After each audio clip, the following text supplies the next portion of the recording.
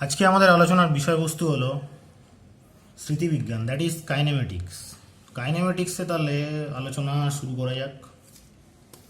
প্রথমে জানতে হবে যে আমাদের গতি অর্থাৎ মোশন কি জিনিস।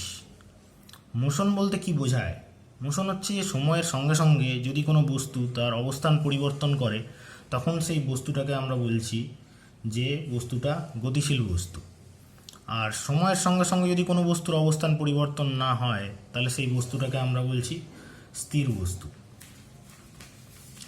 অর্থাৎ এখান থেকে মোশনের যে সংজ্ঞাটা আমরা পাচ্ছি সেখানে বলতে পারছি সময়ের সঙ্গে সঙ্গে অবস্থান পরিবর্তন করলেই সেটাকে আমরা বলছি যে বস্তুটা মোশনে রয়েছে বা গতিশীল রয়েছে। That is the change of position with time is known as motion. Motion অনেক ধরনের হতে পারে। সে ধরো কোনো বস্তু যদি গোল গোল ঘোরে তাহলে সেটা হচ্ছে কিনা ঘূর্ণন, আবার আঁকা বাঁকা পথে চললে সেটা এক রকমের মোশন।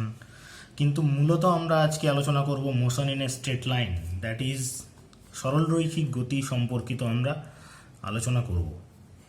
আমরা আজকে আলোচনা করব হচ্ছে motion in a straight line. তাহলে প্রথমে যে জিনিসটা বলা হলো যে কোনো বস্তুর অবস্থানের পরিবর্তন, এই অবস্থানের পরিবর্তন ব্যাপারটা কি সেটাকে একটু ভালো করে দেখে নেওয়া যাক।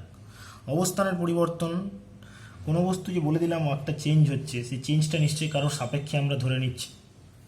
সাপোজ আমি বললাম যে আমি একটা স্কেল, এই যে এখানে কলমের মুটকিটা রাখলাম, এই কলমের মুটকিটা এখান থেকে এখানে চলে এলো। এবার এখান থেকে যে এখানে চলে এলো কিসের সাপেক্ষে সেটা তো আমাকে জানতে হবে। বা দুটো জিনিস যদি এরকম রাখি, এখানে দুটো বস্তু ছিল, এখানে এখানে সরে গেল, তাহলে কি এই পেনের তুলনায় এর মুটকিটা এত দূরে সরেছে? এটা থেকে আমরা কি বুঝতে পারছি যে এই পেনের সাপেক্ষে মুটকিটা কিন্তু অবস্থান পরিবর্তন করেছে। তাহলে একটা কোনো কিছুর সঙ্গে যদি তুলনা না করা হয় বা তুলনা যদি না করা যায় তাহলে কোনো বস্তুর অবস্থান পার্টিকুলার কোন পজিশনে সেটা আমরা বুঝতে পারছি না, বা কতটা চেঞ্জ হচ্ছে সেটা বুঝতে পারছি না। এই যে তুলনা করা হবে এটাকে বলা হচ্ছে রেফারেন্স ফ্রেম বা ফ্রেম অফ রেফারেন্স। অর্থাৎ প্রকৃতিতে প্রত্যেকটা বস্তুই যে তাকে একটা ফ্রেম অফ রেফারেন্সের তুলনায় দেখতে হবে যে সেটা আদৌ গতিশীল অবস্থায় রয়েছে নাকি স্থির অবস্থায় রয়েছে।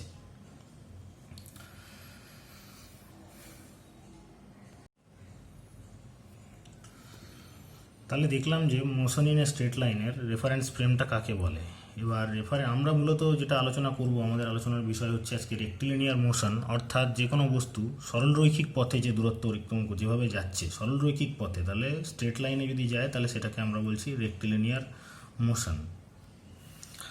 এই রেক্টিলিনিয়ার মোশন, তাহলে কোনো বস্তুর অবস্থান জানার আগে যেটা বললাম রেফারেন্স ফ্রেম, সেই রেফারেন্স ফ্রেমটা কেমন টাইপের হয় সেটা আমরা দেখে নেব। এবার যদি দেখতে যাই আমরা ফ্রেম অফ রেফারেন্স, যেটা আমাদের এই ফ্রেম অফ রেফারেন্স, এটা কিন্তু অনেক রকমের ফ্রেম অফ রেফারেন্স হয়। যেরকম হচ্ছে কিনা যদি বলা যায় যে 1 ডাইমেনশনাল রেফারেন্স ফ্রেম, কখনো বলা যায় যে 2 ডাইমেনশনাল রেফারেন্স ফ্রেম, কখনো হচ্ছে কিনা 3 ডাইমেনশনাল রেফারেন্স ফ্রেম। এগুলো হচ্ছে সব কার্টেশিয়ান রেফারেন্স ফ্রেমের। তাহলে কার্টেশিয়ান যে রেফারেন্স ফ্রেম হচ্ছে কার্টেশিয়ান রেফারেন্সের ফ্রেমে, আর একটা হচ্ছে কিনা পোলার রেফারেন্স ফ্রেম। কার্টেশিয়ান রেফারেন্সের ক্ষেত্রে 1D 2D 3D 3 রকম হতে পারে, আবার পোলার রেফারেন্স ফ্রেমের ক্ষেত্রেও সেরকম হতে পারে। এখন আমরা পোলার কী জিনিস সেটা নিয়ে যাব না, আমরা এই কার্টেশিয়ান কোঅর্ডিনেট সিস্টেমে এটাতে 1D ওয়েতে যে কোনো বা 2D বা 3D ওয়েতে আমরা দেখব যে এই রেফারেন্স ফ্রেমের রেসপেক্টে গতির কীভাবে আলোচনা করা যাচ্ছে।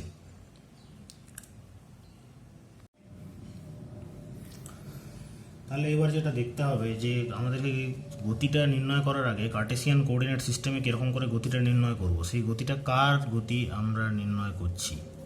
কার বলতে আমরা বলছি যে কোনো বস্তুর। তাহলে এই বস্তুর কিছু কনসিডারেশন আমাদেরকে দেখতে হবে। বস্তুর কনসিডারেশনে এটা দেখব যে বস্তুটার কনসিডারেশনে যে বস্তুটাকে আমরা একটা পার্টিকেল হিসেবে কনসিডার করছি। পার্টিকেল মানে হচ্ছে কিনা একটা কণা হিসেবে, অর্থাৎ বস্তুটার যে ভর রয়েছে সেই ভর হচ্ছে কিনা লেস দেন বস্তু যে পরিমাণ পথ অতিক্রম করবে বা বস্তুর অতিক্রান্ত দূরত্ব তার তুলনায় হচ্ছে কিনা এই যে গেল বস্তুটার যে অতিক্রান্ত দূরত্ব তার তুলনায় ভরটা হচ্ছে অনেক কম। এভাবে আমরা কনসিডার করছি বস্তু বা বস্তু কণাকে। এবার একটা সরলরৈখিক গতির সুন্দর একটা উদাহরণ দেখা যাক। আমি একটা x Axis Cartesian coordinate system অনুযায়ী এক্স অ্যাক্সিস আঁকলাম। এটা হচ্ছে কিনা 0, এখানে 10, এখানে 20, 30, 40, 50, 60, 70, -10, -20। তাহলে এই বস্তুটা যদি দেখা যাচ্ছে কখনো এই 0 পজিশান, এটা যদি পি পজিশান ধরি আর 70 পজিশানকে যদি কিউ পজিশান ধরি, সাপোজ যদি কোনো একটা গাড়ি পি থেকে কিউতে যাচ্ছে নির্দিষ্ট সময়, ধরা যাক 10 সেকেন্ডে বস্তুটা পি থেকে কিউতে গেছে। 10 সেকেন্ডে যদি বস্তুটা পি থেকে কিউতে যায় তাহলে মোট কত দূরত্ব অতিক্রম করেছে? মোট হচ্ছে গেছে 70 ইউনিটস। এটা যদি আমরা মিটারে ধরি তাহলে বস্তুটা 70 মিটার গেছে। এই 70 মিটার বস্তুটা কি, 70 মিটার জিনিসটা কি সেটাকে আমরা যদি বলি তাহলে সেটাকে আমরা বলবো যে টোটাল পাথ লেন্থ।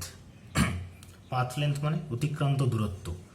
এই অতিক্রান্ত দূরত্ব গেছে 70 মিটার। এরপরে আমরা ধরে নিলাম যে নেক্সট আরও যদি বলি 5 সেকেন্ডে বস্তুটা এই কিউ থেকে আর পজিশানে এসছে, তাহলে প্রথমে গেল হচ্ছে কিনা পি থেকে কিউতে, তারপরে কিউ থেকে গেল আর এ। কি বুঝতে পারলে? তাহলে পি থেকে গেল কিউতে, কিউ থেকে গেল আর এ, তাহলে এই পি থেকে যাচ্ছে কিউতে, মোট গেল 70।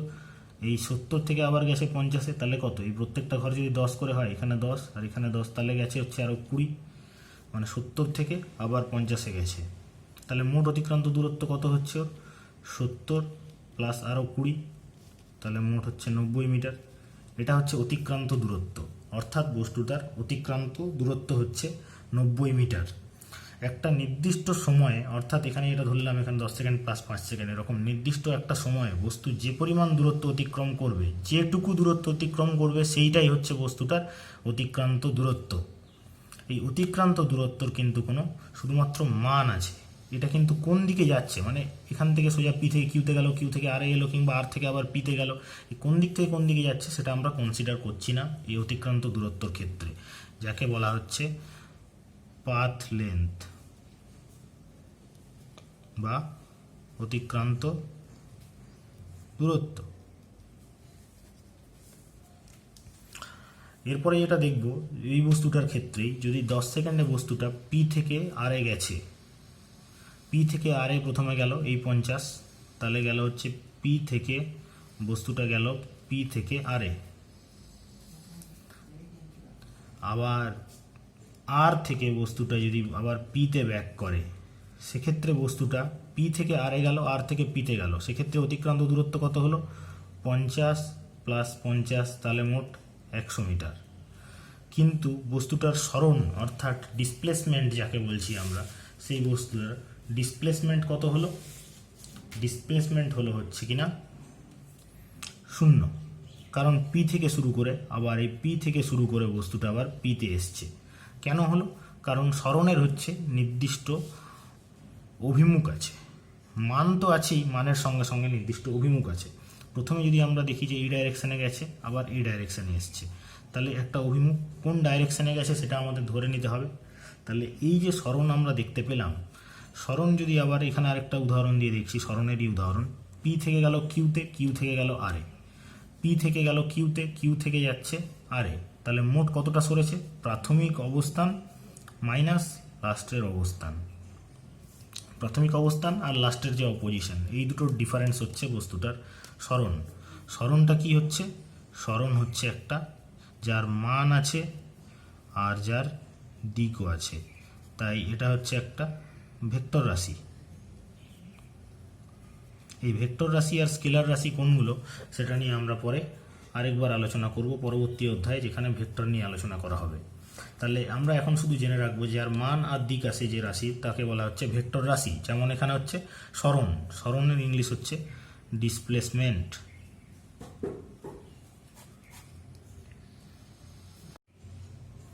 এই ডিসপ্লেসমেন্টটা তাহলে কীভাবে লেখা হবে? ডিসপ্লেসমেন্টটা লেখা হচ্ছে আমাদের ডেল্টা সাইন দিয়ে। ডেল্টা মিনস হচ্ছে ডিফারেন্স, এই ডেল্টা সাইন দিয়ে ডিসপ্লেসমেন্ট বোঝানো হয়।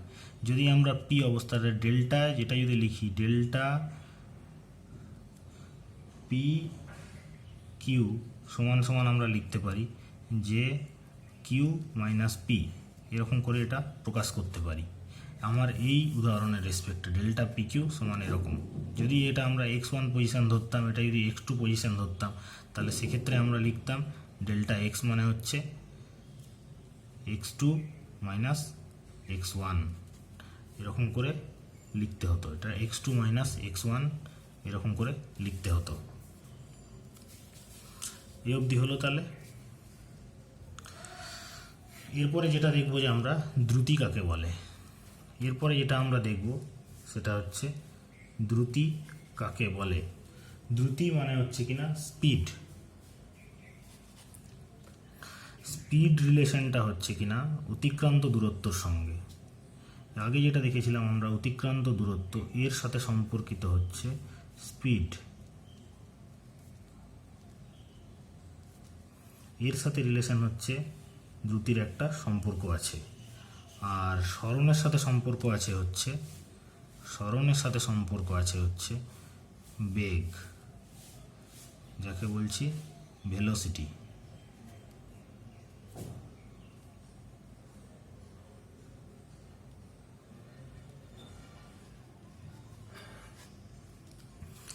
ভেলোসিটি অতিক্রান্ত দূরত্ব। এই অতিক্রান্ত দূরত্বকে যদি মোট যতটা সময় লেগেছে অতিক্রান্ত দূরত্ব অতিক্রম করতে, সেটাকে যদি মোট সময় দিয়ে আমরা ভাগ করি, তাহলে সেক্ষেত্রে আমরা পাবো দ্রুতি। তাহলে অতিক্রান্ত দূরত্ব বাই মোট সময় সমান সমান পাবো দ্রুতি বা স্পিড। আর সরণকে যদি আমরা সরণটা করতে মোট যত সময় লেগেছে এই সরণটা হতে, তাহলে সরণটা হতে মোট যত সময় লাগছে, সেই সরণকে যদি আমরা সরণটাকে যদি মোট সময় দিয়ে ডিভাইড করি, তখন যেটা পাবো সেটা হচ্ছে বেগ বা গতিবেগ, অর্থাৎ ভেলোসিটি। এবার আমাদেরকে দেখতে হবে যে গড় দ্রুতি কাকে বলে। গড় দ্রুতি হচ্ছে কোনো গতিশীল বস্তু, এই যে দুটো সময়ের ব্যবধানে, এই যে এখানে ধরলাম যে একটা গাড়ি আমাদের পি পজিশন থেকে কিউ পজিশনে গেল এবং কিউ থেকে আরে গেল, তাহলে এই গাড়িটা মোট গেছে কত, এদিকে 10 সেকেন্ডে গেল আর এদিকে 5 সেকেন্ডে গেল, তাহলে মোট 15 সেকেন্ডে গেল। গড় দ্রুতি হচ্ছে প্রত্যেকটা ইনস্ট্যান্টে নির্দিষ্ট সময়ের ব্যবধানে যদি আমরা কোনো বস্তুর এরকম দূরত্ব নিতে থাকি। নির্দিষ্ট সময় মানে কি, প্রথমে 10 সেকেন্ডে কত গেছে 70 মিটার, তাহলে এই 10 সেকেন্ড সময়ের ব্যবধানে গেছে 70 মিটার, সেটা নিলাম। তারপরে আবার পরের 5 সেকেন্ডে গেছে 20 মিটার, তাহলে তারপরে 20 মিটার নিলাম। এরকম যদি গড় দ্রুতি মানে আমরা বোঝাচ্ছি যে প্রত্যেকটা ইনস্ট্যান্টে যতগুলো দ্রুতি আছে যেগুলো আমরা পেয়েছি, সেই প্রত্যেকটা তাহলে দ্রুতিটা আমরা কি পেয়েছিলাম, দ্রুতির বা স্পিড যেটা আছে স্পিডের, এটা পেয়েছিলাম অতিক্রান্ত দূরত্ব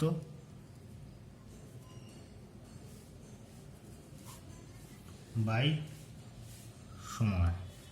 তাহলে এটা ইউনিটটা কি হবে, একক বার করাটা দেখে নিচ্ছি। অতিক্রান্ত দূরত্বের একক হচ্ছে মিটার, সময়ের একক হচ্ছে টি। তাহলে দ্রুতির একক কি হলো, দ্রুতির একক আমরা যদি স্পিডের দ্রুতির একক হচ্ছে মিটার পার সেকেন্ড। সিমিলারলি গড় দ্রুতির ক্ষেত্রেও একক একই হবে, কারণ সেক্ষেত্রেও মোট অতিক্রান্ত দূরত্ব বাই মোট সময়, তাহলে মিটার পার সেকেন্ড হচ্ছে একক।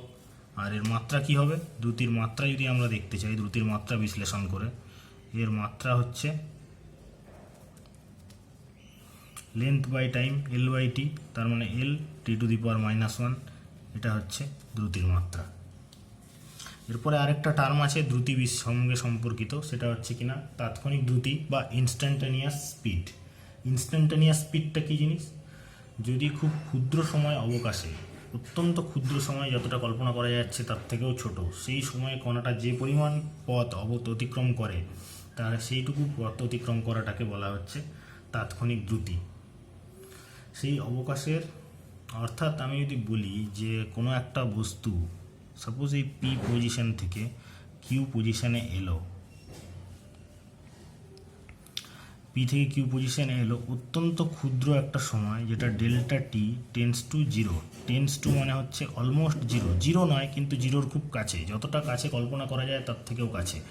ডেল্টা টি মানে হচ্ছে সময়ের ব্যবধান পি থেকে কিউতে আসতে, ডেল্টা টি পি থেকে কিউতে আসতে সময়ের ব্যবধান, delta T tends two zero মানে হচ্ছে খুব ক্ষুদ্র সময়। সেই ক্ষুদ্র সময়ে বস্তুটা যতটা পরিমাণ পথ অতিক্রম করলো, সাপোজ ডেল্টা এল অতিক্রান্ত দূরত্ব হচ্ছে ডেল্টা এল, ডেল্টা এল পরিমাণ দূরত্ব অতিক্রম করলো। তাহলে সেক্ষেত্রে আমরা কি লিখব, দ্রুতি সমান সমান সেই ক্ষেত্রে গতিটা পাচ্ছি ডেল্টা এল বাই ডেল্টা টি। এখানে আগে বসাতে হবে লিমিট বলে একটা ফাংশন, যা ডেল্টা টি টেন্স টু 0 হবে। আমি এখানে বড় করে আরেকবার লিখছি যে ভি সমান সমান তাহলে পাবো আমরা limit delta T tends to 0 delta L by delta T. এই ডেল্টা টি টেন্স টু 0 মানে অলমোস্ট 0 এর কাছাকাছি পাচ্ছি। এটা হচ্ছে ক্যালকুলাসে করলে আরও সহজে বুঝতে পারবে, ক্যালকুলাসের ধারণাটা যখন হবে লিমিটের ধারণাটা তখন আরও সহজে বোঝা যাবে সেখান থেকে। এরপরে আমরা যেটা দেখেছিলাম যে বেগ, বেগের ক্ষেত্রে বেগের যে একক হচ্ছে সেটা কি, বেগ গতিবেগের এতক্রম হচ্ছে কিনা স্মরণ বাই সময় ছিল। স্মরণ বাই সময় থেকে আমরা পাচ্ছি স্মরণ বাই সময় মানে স্মরণ বাই সময় যদি আমরা লিখি তাহলে স্মরণের একক হচ্ছে সেই মিটার আর সময়ের একক হচ্ছে সেকেন্ড। স্মরণের একক হচ্ছে সময়ের একক হচ্ছে সেকেন্ড, তাহলে এক্ষেত্রেও স্মরণের একক হচ্ছে মিটার পার সেকেন্ড, বেগের একক হচ্ছে মিটার পার সেকেন্ড। এক্ষেত্রে আমরা দেখছি দ্রুতি আর বেগ দুক্ষেত্রেই কিন্তু এদের একক হচ্ছে একই, সেটা মিটার পার সেকেন্ড। এরকমই আমরা যদি বলি গড় বেগ কাকে বলে, গড় বেগের ক্ষেত্রে এরকমই যদি আমরা দেখি যে গড় বেগ কাকে বলে, গড় বেগ বলতে কি বোঝাচ্ছে, গড় বেগ হচ্ছে সেম একই। যদি আমরা L1 সময় যদি সরণ S1 হয়, L1 সময় যদি সরণ S1 হয়, L2 সময় যদি সরণ T1 সময় যদি সরণ S1 হয়, T2 সময় যদি সরণ S2 হয়, T3 সময় যদি সরণ S3 হয়, তাহলে সেক্ষেত্রে গড় বেগ কত হচ্ছে, গড় বেগ V সমান সমান লেখা যাচ্ছে যে এই S1 plus S2 plus S3 by T1 plus T2 plus T3 এরকম করে। তাহলে সেক্ষেত্রে এইগুলোকে বলা হচ্ছে যে গড় বেগ। আর সেই একই ক্ষেত্রে যদি আমরা তাৎক্ষণিক বেগ বার করতে চাই, তাৎক্ষণিক বেগের ক্ষেত্রে ফর্মুলা ভি সমান সমান হবে আমাদের ডেল্টা এল বাই ডেল্টা টি আগে বসাবো, আর ডেল্টা টি হচ্ছে কিনা লিমিট টি টেন্স টু 0, খুব অল্প সময় টিতে যে পরিমাণ দূরত্ব অতিক্রম করছে। এরপরে যেটা আমরা দেখব সেটা হচ্ছে কিনা ত্বরণ। ত্বরণ কাকে বলে, ইংলিশে বলা হয় অ্যাক্সেলারেশন। অ্যাক্সেলারেশন ত্বরণ হচ্ছে সেই জিনিস সময়ের সাপেক্ষে বস্তুর বেগের পরিবর্তনের হার, অর্থাৎ নির্দিষ্ট সময়ের সাপেক্ষে কোনো বস্তু যদি বেগ চেঞ্জ হয় কন্টিনিউয়াসলি, তাহলে বেগের পরিবর্তনের হার, তাহলে সেক্ষেত্রে আমরা তাকে বলছি বস্তুটার ত্বরণ। ত্বরণকে এফ দিয়ে ডিনোট করা হয়, বা কখনো কখনো এটা এফ ছাড়াও এ দিয়েও ডিনোট করা হয়, এ বা এফ দিয়েও ডিনোট করা হয়। যদি আমরা হচ্ছে অ্যাক্সেলারেশন এ দিয়ে ডিনোট করছি এখানে, এটা মানে হচ্ছে বেগের পরিবর্তন, বেগ পরিবর্তন হচ্ছে বাই সময়, এটা হচ্ছে আমাদের ত্বরণ। অর্থাৎ যদি কোনো বস্তু স্টার্টিং পয়েন্টে সাপোজ প্রথম 5 সেকেন্ডে গেল 10 মিটার পার সেকেন্ডে, তারপরের 5 সেকেন্ডে গেল 15 মিটার পার সেকেন্ডে, তারপরের 5 সেকেন্ডে গেল 20 মিটার পার সেকেন্ডে, সেক্ষেত্রে দেখা যাচ্ছে যে বস্তুটা ক্রমশ নিজের বেগ পরিবর্তন করছে। এই ধরনের কেসকে বলা হচ্ছে বেগ পরিবর্তন। বেগ পরিবর্তনের হার বার করার জন্য, হার মানেই হচ্ছে যে কোনো সময়ের হার বার করতে গেলে, রেট বার করতে গেলে তাকে সময় দিয়ে বিভক্ত করতে হবে। বেগের পরিবর্তন যেটা আমরা দেখছি এখানে, বেগের পরিবর্তন বলতে কি আছে, অন্তিম বেগ, যেহেতু ডিফারেন্স বলেছে, অন্তিম বেগ মাইনাস প্রাথমিক বেগ বাই সময়, তাহলে অন্তিম বেগ বাই প্রাথমিক বেগ, অন্তিম বেগ মাইনাস প্রাথমিক বেগ বাই সময়, এটাই হচ্ছে আমাদের বেগের পরিবর্তন। আর তাকে সময় দিয়ে ভাগ করছি, তাহলে পাচ্ছি অ্যাক্সেলারেশন। সিমিলারলি যদি আমার এখানে অন্তিম বেগটা প্রাথমিক বেগ থেকে যদি বেশি হয়, যদি আমরা বলছি এখানে সাপোজ এক্সাম্পল দিয়ে যে যদি আমার অন্তিম বেগটা যদি প্রাথমিক বেগ থেকে বেশি হয়, অন্তিম বেগ প্রাথমিক বেগ থেকে বেশি, তাহলে সেটা বলছি আমরা অ্যাক্সেলারেশন, বস্তুটা বেশি, ডিফারেন্সটা মানে ত্বরণে চলছে, বস্তুটার বেগ ক্রমশ বেড়ে চলেছে। আর যদি আমাদের উল্টো কেস হয়, যদি আমাদের অন্তিম বেগ প্রাথমিক বেগ থেকে কম হয়, তাহলে সেক্ষেত্রে আমরা কি পাচ্ছি, সেটাকে আমরা বলছি ডিসেলারেশন। সেক্ষেত্রে মাইনাস এ দিয়ে ডিনোট করছি ডিসেলারেশনকে, একটা মাইনাস এ দিয়ে ডিনোট করা হবে ডিসেলারেশনকে। এবার আমরা দেখে নেব যে ত্বরণের একক কাকে বলে। ত্বরণের একক যদি দেখতে চাই, ত্বরণের একক উপরে হচ্ছে কিনা বেগ, তাহলে উপরে যাচ্ছে হচ্ছে আমার লবে থাকবে বেগের একক। বেগের একক কী পেয়েছিলাম? Metre per second. তার তলায় যাচ্ছে সেকেন্ড, তাকে সময় দিয়ে ভাগ করছি, তাহলে এটা সেকেন্ড। তাহলে কি মিটার পার সেকেন্ড স্কোয়ার। এই মিটার পার সেকেন্ড স্কোয়ার হচ্ছে ত্বরণের বেগ। এটা হচ্ছে বেগের একক আর এটা হচ্ছে সময়। তাহলে মিটার পার সেকেন্ড স্কোয়ার ত্বরণ বা মন্দন দুটোরই একক হবে। আর ত্বরণের মাত্রা কি হবে? মাত্রাটা একবার দেখে নেব। বেগের মাত্রা আমরা কি পেয়েছিলাম? বেগের মাত্রা পেয়েছিলাম এল টি টু দি পাওয়ার -1, সেটাকে টি টু দি পাওয়ার টি, সেটাকে টি দিয়ে ভাগ করছি, তাহলে আমরা টোটাল মাত্রা কত পাচ্ছি? L to the power -T, L T to the power -2। এটা হচ্ছে ত্বরণের মাত্রা। সিমিলারলি যদি বস্তুর বেগ ক্রমশ হ্রাস হয়, মন্দনের মাত্রাও একই হবে, মন্দনের ইউনিট এককও একই হবে।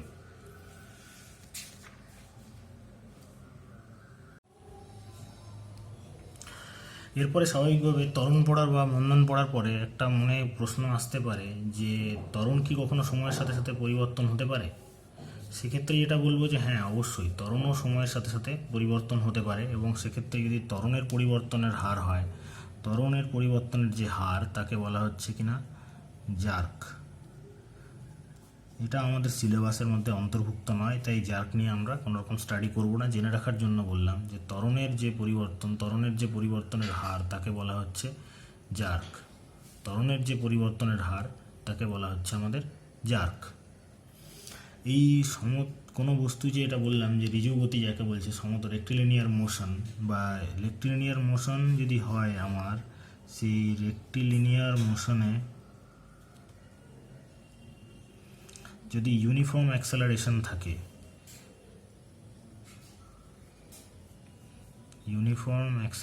থাকে, তাহলে আমরা ধরে নিচ্ছি যে প্রাথমিক বেগ কোনো বস্তুর প্রাথমিক বেগ যদি হয় ইউ, অন্তিম বেগ যদি হয় ভি, আর যদি বস্তুটা এই অন্তিম বেগ অতিক্রম করতে,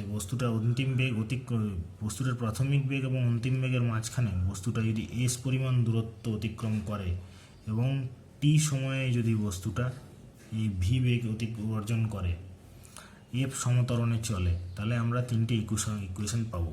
তাহলে আমরা কি কি ধরে নিলাম? এখানে ধরে নিচ্ছি যে বস্তুটার প্রাথমিক বেগ ইউ, অন্তিম বেগ ভি, ত্বরণ এফ, সরণ হয়েছে এস, অতিক্রান্ত সময় হচ্ছে টি। তাহলে এই অনুযায়ী আমরা গতির তিনটে সমীকরণ পাবো। সেই তিনটে সমীকরণ কি কি? প্রথমে হচ্ছে V equal to U plus F T, তারপরে পাচ্ছি S equal to UT plus half F T square, আর তারপরে পাবো V square equal to U square plus 2fs।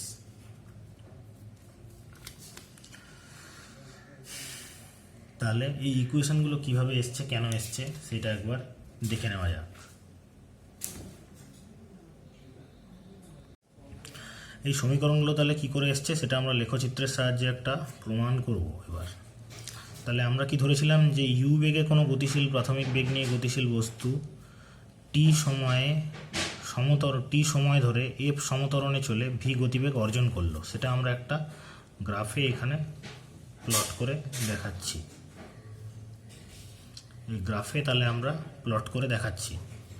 গ্রাফে কি প্লট করছি? প্রথমে হচ্ছে গ্রাফে আমরা এক্স অ্যাক্সিস বরাবর যেটা ধরেছি সেটা হচ্ছে সময় টি, ওয়াই অ্যাক্সিস বরাবর যেটা ধরেছি সেটা হচ্ছে বেগ, যাকে আমরা বলছি ভি। এবার বেগ যেহেতু প্রাথমিক, এটা হচ্ছে জিরো পজিশন, জিরো নয়, প্রাথমিক গতিবেগ ইউ, তাহলে ইউ লেন্থে একটা ছেদিতাংশ নিলাম, প্রাথমিক গতিবেগ ধরে নিলাম ইউ। এখান থেকে বস্তুটা সমতরণে চলেছে, সমতরণে চললে একটা সরলরৈখিক সমতরণে চলেছে, কারণ নির্দিষ্ট সময়ে বেগ একটা নির্দিষ্ট অনুপাতে বাড়ছে, সময়ের সঙ্গে একটা নির্দিষ্ট অনুপাতে বাড়ছে, তাহলে এই এক সরলরেখাটা একটা সরলরৈখিক লেখচিত্র পাবো। যদি সমতরণে না হতো তাহলে এটা আঁকা বাঁকা এরকম করে পেতাম বা অন্যরকম কিছু আসতো। এক্ষেত্রে আমরা যদি ধরে নিচ্ছি যে টি সময় এখানে একটা ছেদিতাংশ করেছি, এইটা হচ্ছে টি পয়েন্ট, এই টি পয়েন্টে বস্তুটা সাপোজ এই অবস্থানে গেছে, গিয়ে এখান থেকে তাহলে একটা ছেদিতাংশ নিচ্ছি এটার উপরে, যার গতিবেগ পয়েন্ট হচ্ছে ভি, এই ভি নিয়েছি। তাহলে ইউ থেকে ভি গতিবেগ অর্জন করেছে, এইটুকু গতিবেগ অর্জন করেছে কতটা, টি সময় ধরে। তাহলে এটাকে আমরা কি পাচ্ছি, যে বস্তুটার যে ত্বরণ এখানে যেটা পাচ্ছি, বস্তুটার ত্বরণ এফ সমান সমান কী পাবো, এফ সমান সমান হচ্ছে বেগের পরিবর্তন। যদি আমরা এবার নাম দিয়ে পয়েন্টটাকে যদি আমরা নাম দিচ্ছি যে এ পয়েন্ট, এটা হচ্ছে ডি পয়েন্ট, এটা হচ্ছে বি পয়েন্ট, আর এটা হচ্ছে সি পয়েন্ট, এই ছেদিতাংশগুলোকে যদি নাম দিই তাহলে আমরা পাচ্ছি, আর এটা তো হচ্ছে আমাদের ও পয়েন্ট। তাহলে ত্বরণ এফ সমান সমান আমরা কি পাবো, যে বেগের পরিবর্তন। তাহলে বেগের পরিবর্তন কতটা হয়েছে, সেটা জানতে গেলে আমরা কোনখান থেকে কোনটা বিয়োগ করব, বেগের পরিবর্তন জানতে গেলে আমরা বিয়োগ করব হচ্ছে কিনা এই যে মোট এই লেন্থটা, কারণ এই অবধি গেছে এটা, তাহলে এখানে যদি ছেদিতাংশটা এখানে হয়, ছেদিতাংশ এখান থেকে যদি এটাকে যদি এখানে ক্রস করা হয়, তাহলে হচ্ছে ভি পজিশনে এটার এখানের কোঅর্ডিনেটটা কত আছে, এই পয়েন্টের কোঅর্ডিনেট যদি হয় ভি জিরো, আর এই পয়েন্টের কোঅর্ডিনেট হচ্ছে কি আমাদের ইউ জিরো। তাহলে এই কোঅর্ডিনেট অনুযায়ী কী দাঁড়াচ্ছে, যে এই টোটাল লেন্থটা আমাদের কত, সিবি। তাহলে আমরা লিখব সিবি, আর সেটা থেকে বিয়োগ কত হবে, প্রাথমিক দূরত্ব কত length, minus O A by কত হবে, বাই হচ্ছে যে সময়, সেটা হচ্ছে টি। তাহলে এই লেন্থটা কত আছে, ও এর মান হচ্ছে ইউ, এখানে বসিয়ে দেবো ইউ, আর ও সিবি এর মান কত আছে, সিবি এর মান হচ্ছে ভি, তাহলে এটা হচ্ছে ভি, তাহলে V minus you by T. তাহলে এখান থেকে ত্বরণের যে যদি আমরা সরলীকরণ করি, তাহলে এখানে কি পাচ্ছি, এই ইকুয়েশন থেকে অর দিয়ে লেখা যায় যে V minus U is equal to F T, or দিয়ে লেখা যাচ্ছে V is equal to U plus F T. ঠিক আছে, তাহলে এই যে V is equal to U plus F T, এটা হচ্ছে আমাদের প্রথম সমীকরণ। এই যে প্রথম সমীকরণ, তাহলে সরণের ফর্মুলাটা এবার প্রুভ করবো আমরা, যে S is equal to UT plus half F T square. আমাদের লেখচিত্রে কী দেখতে পেয়েছিলাম আমরা, এটা আঁকা হয়েছে এখানে, যেটা যে এই ও এ থেকে বি, বি থেকে সি, এই যে টোটাল যে ট্রাপিজিয়ামটা দেখা যাচ্ছে, এর যা এরিয়া অর্থাৎ এর যা ক্ষেত্রফল, সেটাই হচ্ছে আমাদের সরণের মান এস। তাহলে সরণ এস সমান সমান লেখা যেতে পারে কি, যে ও এ বিসি এর এরিয়া ও এ বিসি। তাহলে এটা সমান সমান আমরা পাবো যে উপরে একটা ত্রিভুজ পাচ্ছি, সমকোণী ত্রিভুজ, তাহলে তার সেটা পরে বসাচ্ছি, আগে পাচ্ছি আমরা এটার ক্ষেত্রফল। তাহলে এই ক্ষেত্রফল সমান কি হচ্ছে, এ ও ইন্টু ওসি প্লাস কি পাচ্ছি, হাফ ইন্টু এই ত্রিভুজের ক্ষেত্রে এটার যে এরিয়া, সেই এরিয়াটা কত, হাফ ইন্টু বিডি ইন্টু এডি, হাফ ইন্টু বিডি ইন্টু এডি। তাহলে এখানে যেটা আছে এও প্লাস ওসি, যেটা আছে এও প্লাস ওসি, এও এর মানটা আমরা জানি, এই মানটা হচ্ছে এইটুকুটা হচ্ছে ইউ, আর এইটুকুটা হচ্ছে ভি। তাহলে এ ওর জায়গায় বসিয়ে দিচ্ছি ইউ, আর ওসি এর মানটা কত, টি। তাহলে এখানে ইউ ইন্টু টি পেয়ে গেলাম, প্লাস কত পাচ্ছি, হাফ ইন্টু বিডি। এখানে যদি আমরা লিখি যে এফ এ যেহেতু প্রকাশ করতে হবে আমাদের, এফ এ দিয়ে যেহেতু প্রকাশ করতে হবে, এফ মানে হচ্ছে নতি, এই নতিটাকে যদি আমরা লিখছি এডি স্কোয়ার ইন্টু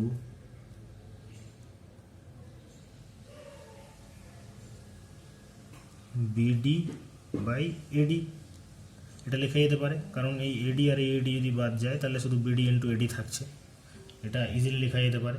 তাহলে সেক্ষেত্রে এটা লেখার উদ্দেশ্যটা পরের লাইনে গেলে আমরা দেখতে পাবো। এখানে তো আমরা পাচ্ছি যে UT plus half into AD যেটা আছে, এই এডি এর মান কত আছে টি স্কোয়ার, এডি এর মান হচ্ছে T, AD equal to OC equal to টি।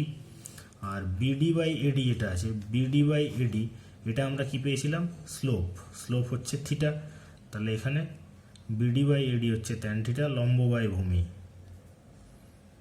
মানে হচ্ছে এফ অ্যাক্সেলারেশন। তাহলে নতিটা যেটা পেয়েছিলাম আমরা আগের ইকুয়েশনে এফ, তাহলে সেক্ষেত্রে আমরা এস সমান সমান কী পাচ্ছি যে UT plus half F T square.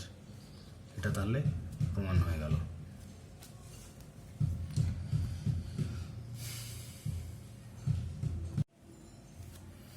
এরপরে যে ইকুয়েশনটা আমরা প্রমাণ করব সেটা হচ্ছে V square equal to U square plus two F S, V square equal to U square plus two F S.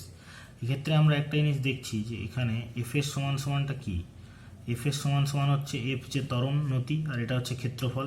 F ত্বরণ নতি মানে কি, এফ নতি মানে হচ্ছে বিডি বাই এডি, এটা হচ্ছে এফের জায়গায় বসালাম, এফের জায়গায় বসছে বিডি বাই এডি, আর এসের জায়গায় কি হচ্ছে এটা গুণিতক হবে যে ও এ বি সি এর ক্ষেত্রফল। তাহলে আমরা এখানে কি পাচ্ছি যে বিডি বাই এডি ইন্টু এটার ক্ষেত্রফলটা কি পেয়েছিলাম আমরা আগে হাফ ইন্টু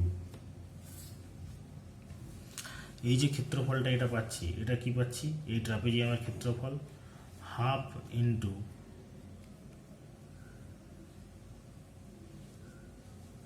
ও এ